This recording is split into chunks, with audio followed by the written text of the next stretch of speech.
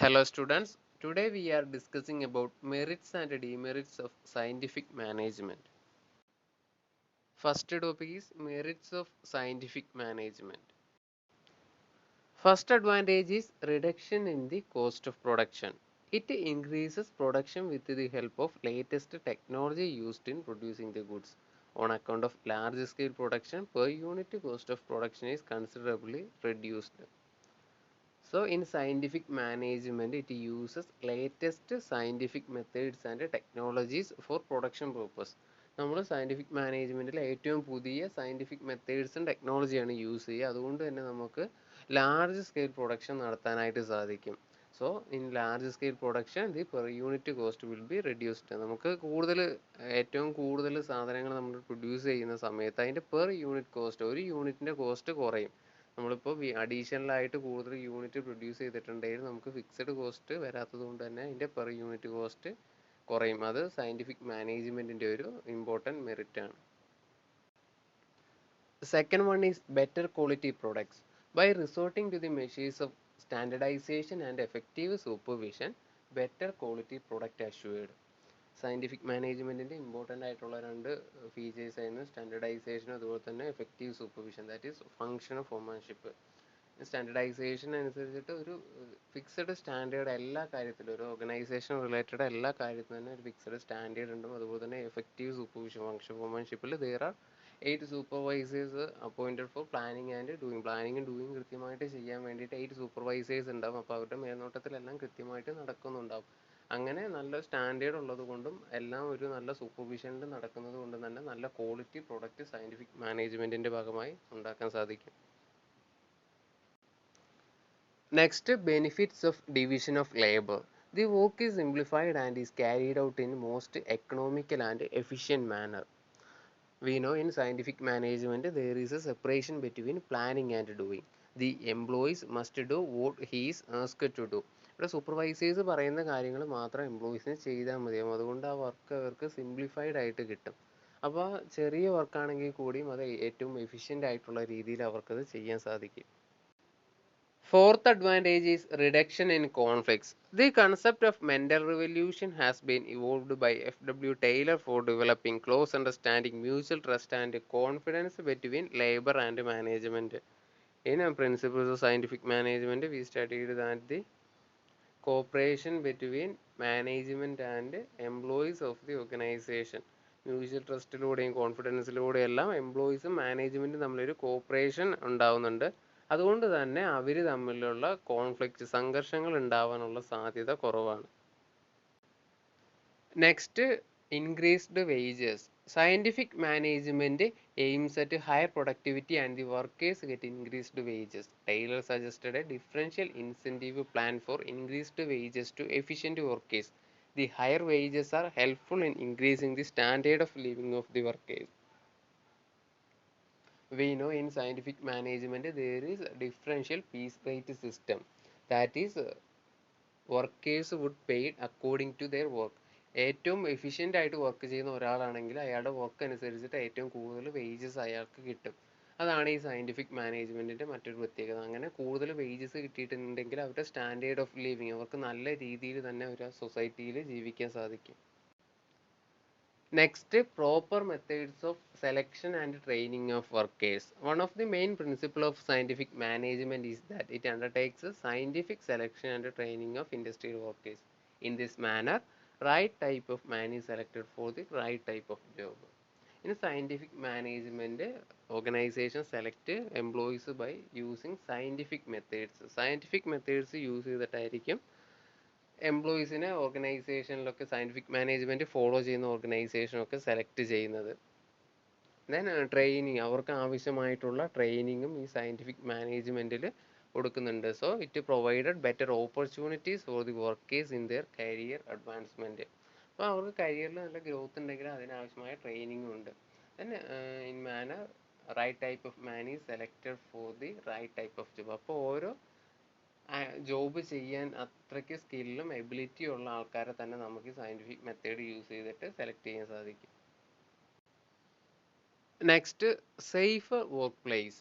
By devising a standard way of working, scientific management could reduce the number of accidents in the workplace. Scientific മാനേജ്മെൻറ്റിൽ ഇങ്ങനെ accidents അതായത് അപകടങ്ങളൊന്നും work place ഉണ്ടാകാനുള്ള സാധ്യതയില്ല. കാരണം അവിടെ ഒരു standard work place standard working condition എംപ്ലോയീസിന് വേണ്ടി പ്രൊവൈഡ് ചെയ്യുന്നുണ്ട്. Last advantage is better utilization of resources. Scientific management techniques ensure optimum utilization of available resources like materials, machines, money, and workers, etc. It removes the wastage and inefficiency of every kind.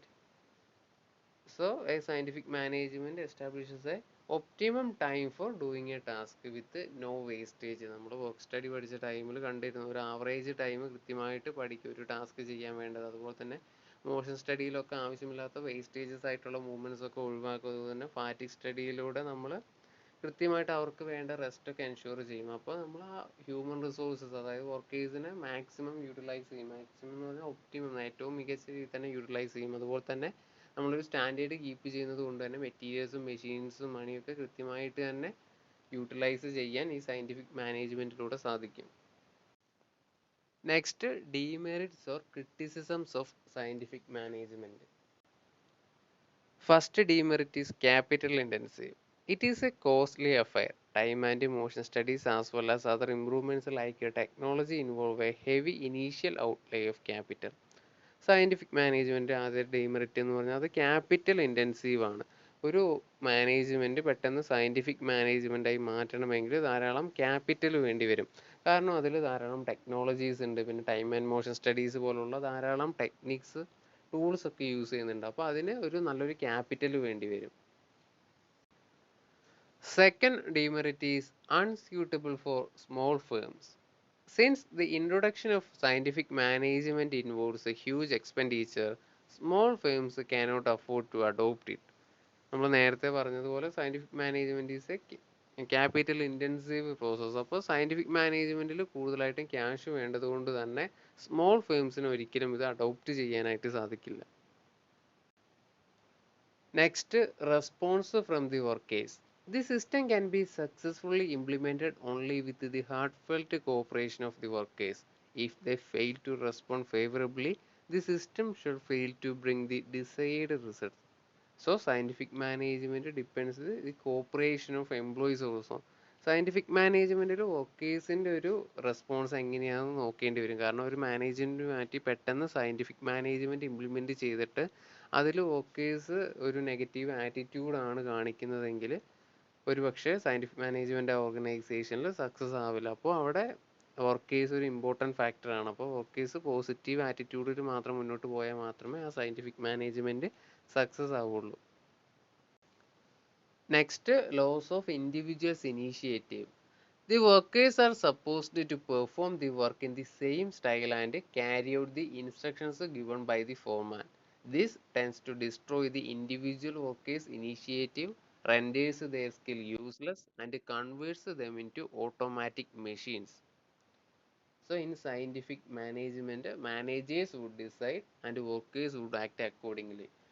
Managers അല്ലെങ്കിൽ supervisors പറയുന്നത് അനുസരിച്ചിട്ട് employees അല്ലെങ്കിൽ workers ജോലി ചെയ്യുന്നു. അതാണ് scientific മാനേജ്മെൻറ്റിൽ സംഭവിക്കുന്നത്. അങ്ങനെ വരുമ്പോൾ അവിടെ ഒരു ഇൻഡിവിജ്വലിൻ്റെ ഇനിഷ്യേറ്റീവ് സ്കിൽ അതായത് ക്രിയേറ്റിവിറ്റി നശിച്ചു പോകാനുള്ള സാധ്യതയുണ്ട്. Then renders their skill useless. അവരുടെ സ്കില്ല് ഒരു ഉപയോഗവും ഇല്ലാതെ പോകുന്നു. അവർക്ക് പല സ്കിൽ ഉണ്ടെങ്കിലും അത് ഓർഗനൈസേഷന് വേണ്ടി യൂസ് ചെയ്യാൻ പറ്റാത്തൊരവസരം വരുന്നു. Then converts them in to automatic machines. നമ്മളൊരു മെഷീനോട് പറയുന്ന പോലെ ഇത്തരം കാര്യങ്ങൾ ചെയ്യുക എന്ന് മാത്രമേ പറയുന്നുള്ളൂ. അവരുടെ ഐഡിയാസ് പാർട്ടിസിപ്പേഷൻ ഒന്നും നമ്മൾ ചോദിക്കാത്തത് കൊണ്ട് തന്നെ അവരൊരു ഓട്ടോമാറ്റിക് മെഷീനായിട്ട് മാറുകയാണ് ചെയ്യുന്നത്. സോ അത് സയൻറ്റിഫിക് മാനേജ്മെൻറ്റിൻ്റെ ഇമ്പോർട്ടൻ്റ് ആയിട്ടുള്ളൊരു ക്രിറ്റിസിസമാണ്. Next demerit is creation of unemployment. Scientific management establishes the fact that more could be fewer people with the aid of technology. So, scientific management give importance to technology or machines rather than people. അവിടെ പീപ്പിളിനെക്കാട്ടിലും ടെക്നോളജിക്കാണ് മെഷീൻസിനാണ് scientific management importance കൊടുക്കുന്നത്. അപ്പോൾ ഒരു human ബീങ്സിനെ കൊണ്ട് കഴിയുന്നതിനെക്കാട്ടിലും കൂടുതൽ technology കൊണ്ട് സാധിക്കുമെന്ന് കണ്ടിട്ടുണ്ടെങ്കിൽ അവർ തീർച്ചയായിട്ടും ആ ടെക്നോളജിയാണ് യൂസ് ചെയ്യുള്ളൂ. അപ്പോൾ അങ്ങനെ ടെക്നോളജി മാത്രം അല്ലെങ്കിൽ മെഷീൻസ് മാത്രമാണെങ്കിൽ അത് അൺഎംപ്ലോയ്മെൻറ്റിന് കാരണമാകും. Next limitation is Undemocratic. Workers were forced to obey the instructions of the manager without asking any questions. Scientific management നമ്മൾ പറഞ്ഞു, സൂപ്പർവൈസേഴ്സ് പറയുന്ന അല്ലെങ്കിൽ മാനേജേഴ്സ് പറയുന്നത് അതേപടി അനുസരിക്കുക എന്നതാണ് എംപ്ലോയീസിൻ്റെ ഡ്യൂട്ടി. അപ്പോൾ എംപ്ലോയീസിനോട് എന്താണോ ചെയ്യാൻ പറയുന്നത് അത് ചെയ്യുക. അവിടെ ചോദ്യമൊന്നും ചോദിക്കാനുള്ള അവകാശം എംപ്ലോയീസിനില്ല. അപ്പോൾ അതുകൊണ്ട് തന്നെ അതൊരു അൺഡെമോക്രാറ്റിക് മാനേജ്മെൻ്റ് ആയിട്ട് മാറും. സോ ഇതാണ് സയൻറ്റിഫിക് മാനേജ്മെൻറ്റിൻ്റെ മറ്റൊരു ഇമ്പോർട്ടൻറ്റ് ക്രിറ്റിസിസം ആയിട്ട് പറയുന്നത്. Last demerit is absence of non-financial incentives. It is another drawback of the scientific management. Non-financial incentives can do many things more than what financial incentives can do. നമുക്കറിയാം scientific management ധാരാളം incentives കൊടുക്കുന്നുണ്ട്. അവർ work ചെയ്യുന്നതനുസരിച്ചിട്ട് നല്ല efficient ആയിട്ട് work ചെയ്താൽ ധാരാളം incentives, financial incentives അവർക്ക് ലഭിക്കും. Because അവരുടെ സാലറി ഒക്കെ കൂടുന്നുണ്ട്. പക്ഷെ non financial incentives like employees empowerment, organisational climate, employee participation, അങ്ങനെയുള്ള കാര്യങ്ങളൊന്നും ഈ സയൻറ്റിഫിക് മാനേജ്മെൻറ്റിൽ പോസിബിൾ അല്ല. പക്ഷെ അതും കൂടെ കൊടുത്തിട്ടുണ്ടെങ്കിൽ അവർ കൂടുതലായിട്ട് ആ ഓർഗനൈസേഷന് തന്നെ നിൽക്കാനുള്ള സാധ്യതയുണ്ട്. ഇതിപ്പോൾ അവർക്ക് ഓർഗനൈസേഷൻ ക്ലൈമറ്റ് കൃത്യമായിട്ട് ഇഷ്ടപ്പെട്ടിട്ടില്ലെങ്കിൽ അവർ ഓർഗനൈസേഷൻ വിട്ട് ലീവ് ചെയ്യാനുള്ള സാധ്യതയുണ്ട്. സോ അത്തരം നോൺ ഫിനാൻഷ്യൽ ഇൻസെൻറ്റീവ്സ് കൊടുക്കുന്നില്ല എന്നത് സയൻറ്റിഫിക് മാനേജ്മെൻറ്റിൻ്റെ ഇമ്പോർട്ടൻ്റ് ആയിട്ടുള്ളൊരു ഡീമെറിറ്റ്സ് ആണ്.